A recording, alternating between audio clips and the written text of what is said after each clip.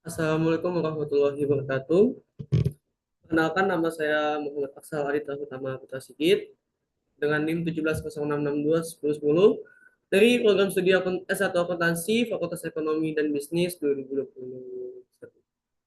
Baik, di sini saya akan menjelaskan mengenai seminar proposal dengan judul Pengaruh Kuantitas Penawaran Saham, Volatilitas Pasar, Rasio Oversubscription, dan Leverage terhadap Initial Return.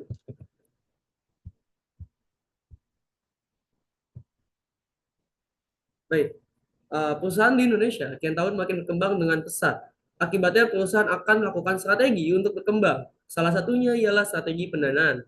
Bisnis bisa menjadi solusi untuk masalah pendanaan, tetapi seringkali tidak tercukupi. Sehingga perusahaan akan mencari dana lain, yaitu dari bunga bank, surat penerbitan utang, dan penerbitan saham. Salah satu cara perusahaan untuk mendapatkan modal tambahan adalah dengan menjadi perusahaan publik, yakni dengan cara menjual sahamnya melalui Bursa Efek Indonesia, maka perusahaan akan menjadi perusahaan go public. Dengan melakukan penawaran umum perdana atau biasa disebut dengan IPO, perusahaan dapat menjual sahamnya kepada masyarakat luas, sehingga dapat mengumpulkan modal yang diperlukan, seperti memperluas usaha, mengembangkan produk, atau berinvestasi dalam teknologi baru. Mendapatkan dana melalui Bursa Efek Indonesia juga berfungsi untuk membantu perusahaan menjaga kelangsungan operasionalnya. Ketika perusahaan menghadapi tantangan finansial atau kesulitan di pasar, modal tambahan dari investor dapat digunakan untuk menutupi biaya operasional, membayar utang, atau bahkan melakukan restrukturisasi. Jumlah emiten yang terdaftar di Bursa Efek Indonesia meningkat secara signifikan selama periode ini. Pada tahun 2010, ada 234 emiten yang tercatat. Sedangkan pada tahun 2023, angka tersebut meningkat menjadi 903 emiten yang bersumber dari idx.co.id.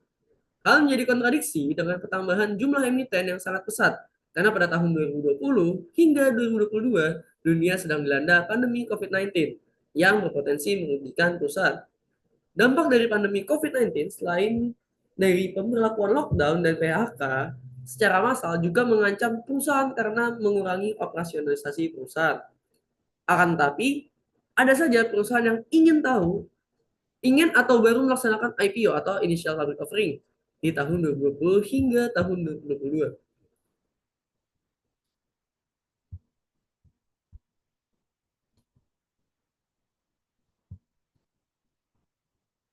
Baik, pada layar ini tercatat data perusahaan IPO dari tahun 2021 hingga tahun 2023. Baik, di tahun 2021 ada 54 perusahaan yang melakukan IPO, di tahun 2022 ada 59, dan di tahun 2023 terdapat 79 perusahaan yang melakukan IPO.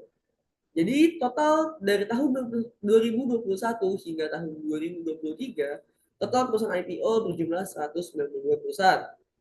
Perkembangan jumlah yang melakukan IPO di Bursa Efek Indonesia ini semakin meningkat tahun ke tahun. Hingga pada puncaknya tahun 2023 yang mencatatkan rekor baru, Bursa Efek Indonesia mencatatkan 79 perusahaan dalam 1 tahun. Sebuah kontradiksi, di mana tahun tersebut masih menjadi tahun transisi bagi perusahaan untuk pulih pasca pandemi COVID-19. Terbukti bahwa semakin banyaknya perusahaan yang terdaftar di Bursa Efek Indonesia, dengan kondisi ini, banyak bisnis yang tumbuh untuk berkembang dan memenuhi kebutuhan pendanaannya, menurut Sofia dan Sabrina tahun 2021. Investor yang ingin berinvestasi dalam perusahaan yang melakukan initial public offering atau IPO perlu melakukan pemesanan terlebih dahulu. Setelah periode pemesanan selesai, perusahaan akan melakukan penjatahan dan mendistribusikan saham-sahamnya secara adil, sesuai dengan jumlah saham yang telah ditawarkan. Salah satu fenomena menarik yang diambil dari pasar modal ini adalah kasus initial return. Menurut Kellen, tahun 2022, initial return adalah selisih antara closing prices pada hari pertama diperdagangkan dan harga penawaran yang dibagi dengan harga penawaran. Baik, di sini perusahaan sebagai pihak yang menerbitkan saham tidak menginginkan terjadi positif initial return karena modal yang diterima perusahaan saat penawaran umum menjadi tidak maksimal. Di lain pihak, investor mendapatkan keuntungan dengan memperoleh initial return. Diperolehnya initial return berarti investor menerima abnormal return melalui IPO yang hanya terjadi dalam waktu yang cepat dan tidak berkepanjangan. Ini berarti bahwa investor yang membeli saham beberapa saat setelah pengumuman IPO tidak akan memperoleh abnormal return lagi karena harga sekuritas sudah mencapai keseimbangan baru. Informasi yang terdapat dalam prospektus IPO dapat dikategorikan menjadi dua jenis, yaitu faktor yang terkait kinerja perdagangan di pasar modal dan kinerja keuangan. Faktor yang terkait kinerja perdagangan dalam prospektus IPO merujuk pada elemen-elemen yang berasal dari lingkungan luar perusahaan yang dapat mempengaruhi keputusan investasi dan hasil dari penawaran umum perdana. Di tabel di atas terdapat perusahaan yang mengalami initial return positif atau positif initial return pada tahun 2021 hingga tahun 2023. Terlihat jelas dari tahun 2021 hingga tahun 2023 terjadi penurunan positif initial return dari segi persentase dari 88,89% hingga 69,62%. Baik, selanjutnya faktor yang mempengaruhi dari initial return. Yang pertama, pembagian yang mempengaruhi initial return itu dibagi menjadi dua, yaitu faktor internal dan faktor eksternal. Yang faktor internal terlebih dahulu di sini terdapat leverage. Leverage jika diartikan yaitu suatu ukuran yang menunjukkan sampai sejauh mana utang dan saham preferen digunakan dalam suatu modal perusahaan. Menurut Kuncara dan Astuti tahun 2024. Dan yang kedua ada faktor eksternal yang mengaruhi initial return. Kita bagi menjadi tiga, yaitu ada kuantitas penawaran saham, rasio oversubscription, dan yang terakhir ada volatilitas pasar. Untuk faktor eksternalnya kita bahas lebih lanjut.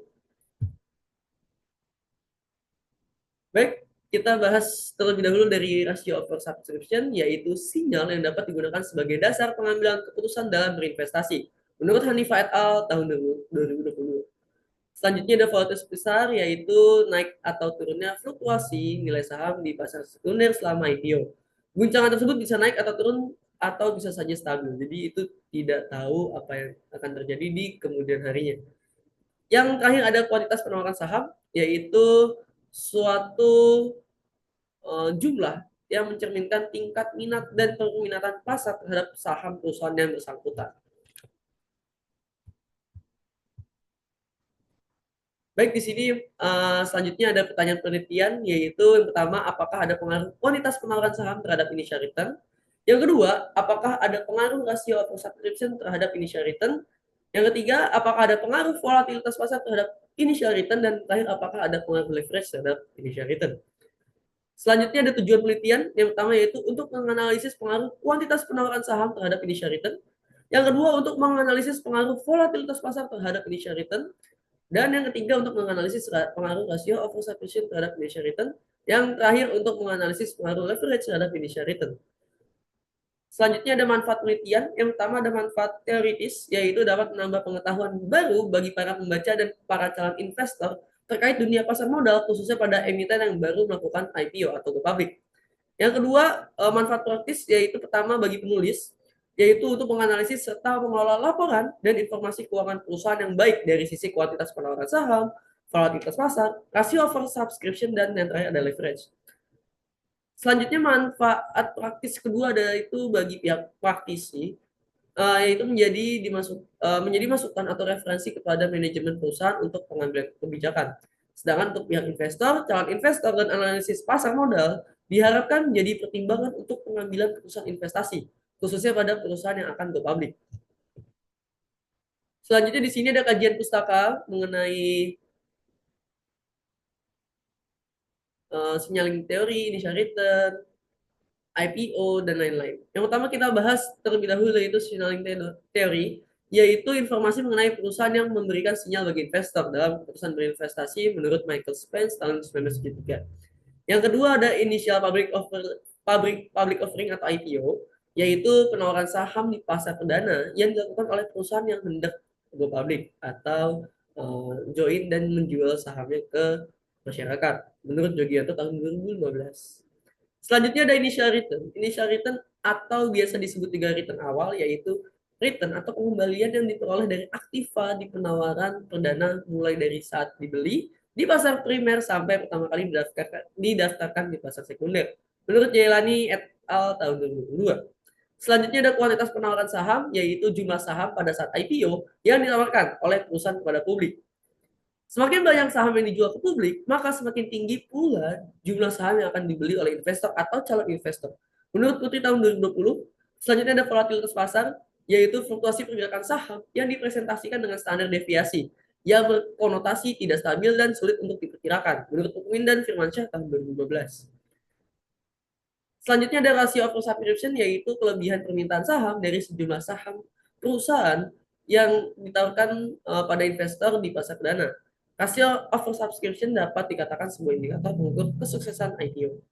Yang terakhir ada leverage, yaitu rasio yang digunakan untuk menilai kemampuan suatu perusahaan dalam melunasi kewajiban atau utangnya. Menurut Mustafa dan Arya di tahun 2024. Baik, di sini ada beberapa penelitian relevan, bisa dilihat-lihat sendiri.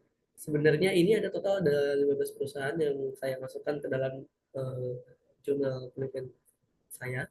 Tapi beberapa mungkin kita ambil 5 saja terlebih dahulu. Selanjutnya ada hipotesis penelitian. Yang pertama, hipotesis pertama yaitu kuantitas penawaran saham berpengaruh negatif terhadap initial return. Yang kedua, volatilitas pasar berpengaruh negatif juga terhadap initial return. Yang ketiga, rasio oversubscription berpengaruh positif terhadap initial return. Yang terakhir ada leverage berpengaruh positif terhadap initial return. Baik, untuk angka penelitian di sini sudah tertera. Untuk populasi juga sama. Dan untuk sampel di sini ada kriterianya. Yang pertama, perusahaan yang melaksanakan IPO di Bursa Efek Indonesia tahun 2021 hingga tahun 2023 berjumlah 192 perusahaan. Lalu perusahaan yang harga saham perdananya mengalami negatif initial return ada 47 perusahaan total dari tahun 2021 hingga 2023. Yang ketiga, perusahaan yang harga saham perdananya mengalami positif initial return berarti sisa 140 perusahaan. Berarti perusahaan yang terpilih sebagai sampel yaitu 145 perusahaan. Selanjutnya di sini ada pengukuran variabel penelitian. Yang pertama ada kuantitas penawaran saham. Di sini rumusnya over sama dengan J1 dikurang J0 dibagi J1. Yang dimana J1 ini jumlah lembar saham yang dimiliki perusahaan saat hari pertama IPO. Dan yang kedua J0 yaitu jumlah lembar saham yang dijual ke publik pada penawaran umum perdana yaitu pada saat hari pertama IPO. Selanjutnya volatilitas pasar di sini rumusnya ini harga saham tertinggi perusahaan yang diukur saat hari pertama IPO yang berjalan di hari itu dikurangin dengan harga saham terendah perusahaan pada periode saat hari pertama IPO. Dibagi harga tertinggi ditambah sama harga terendah dibagi 2. Selanjutnya ada leverage. Leverage di sini rumusnya kita menggunakan DAR atau debt to asset ratio dengan membagi antara total liabilitas dengan total aset. Selanjutnya ada rasio oversubscription, yaitu rumusnya jumlah saham yang diminta dibagi dengan jumlah saham yang ditawarkan. Selanjutnya ada rumus dari variable dependent atau Y, yaitu initial return, rumusnya dengan mengurangi closing price dikurangi dengan offering price dibagi dengan offering price dikali sama 100%. Selanjutnya ada sumber dan teknik pengumpulan data. Jenis data pada penelitian ini menggunakan data sekunder. Oke. Data sekunder adalah data yang diperoleh atau dikumpulkan dari berbagai sumber yang telah ada menurut Suryana tahun 2018. Data sekunder untuk penelitian ini dapat diperoleh dari laporan keuangan perusahaan yang terdaftar di Bursa Efek Indonesia, Yahoo Finance, dan Stockbit. Data yang akan diteliti termasuk data cross-section, dan data yang akan dikumpulkan bisa didapatkan dengan penelusuran dan mengunduh data yang tersedia dalam web BI, Yahoo Finance, dan Stockbit. Adapun perusahaan yang akan diambil untuk melakukan penelitian yaitu perusahaan yang melakukan IPO tahun 2021 hingga 2023 dan berjumlah 192 perusahaan dan ditarik sampel sejumlah 145 perusahaan. Selanjutnya untuk metode analisis data, di sini yang pertama ada analisis statistik deskriptif, ada uji asumsi klasik yang dibagi menjadi 3, yaitu ada uji normalitas, multikolinearitas, dan uji heteroskedastisitas. Yang ketiga ada regresi linear ganda. Yang keempat ada uji hipotesis yang dibagi menjadi 3, yaitu ada uji T atau parsial, uji F, dan uji R kuadrat atau koefisien determinasi. Mungkin itu saja presentasi saya, kurang lebihnya mohon maaf. Assalamualaikum warahmatullahi wabarakatuh.